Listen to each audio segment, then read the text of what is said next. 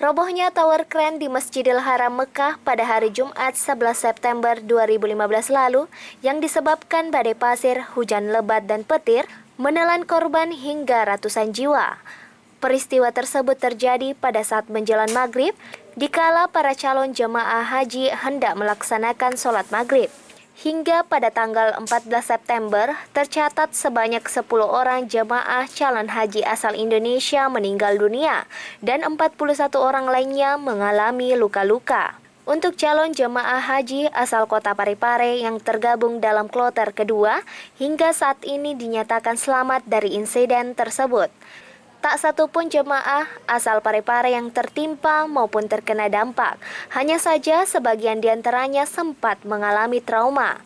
Namun ada 2 jemaah calon haji asal Sidrap yang tergabung dalam kloter kedua mengalami cedera ringan akibat dampak dari kejadian tersebut. Hal itu dijelaskan oleh Kepala Kementerian Agama Kota Parepare yang telah terhubung dengan Ketua Kloter pada hari Minggu 13 September 2015. Ya, jadi begini ya, kemarin saya ada komunikasi dengan Ketua Kloter.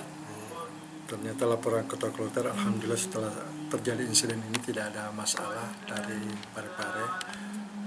Cuma dari Kloter kedua itu, menurut informasinya ada 2 orang dari Sidrap, sedikit agak cedera kakinya, tapi itu tidak terlalu parah. Yang trauma saya kira banyak, ya, karena mendengarkan informasi itu, karena kan awalnya itu mereka khawatir kalau ada teman-temannya yang terkena seperti itu juga, ya. Bahkan informasi dari Ade, karena kebetulan Ade juga berangkat waktu itu sebelum kejadian, karena kejadiannya itu menjelang maghrib. Jadi memang ada perintah dari maktab supaya tidak keluar, mungkin karena melihat cuacanya memang sudah tidak bersahabat. Cuaca buruk yang melanda Mekah akhir-akhir ini menyebabkan sejumlah jemaah asal Parepare maupun dari daerah lainnya mengalami gangguan kesehatan.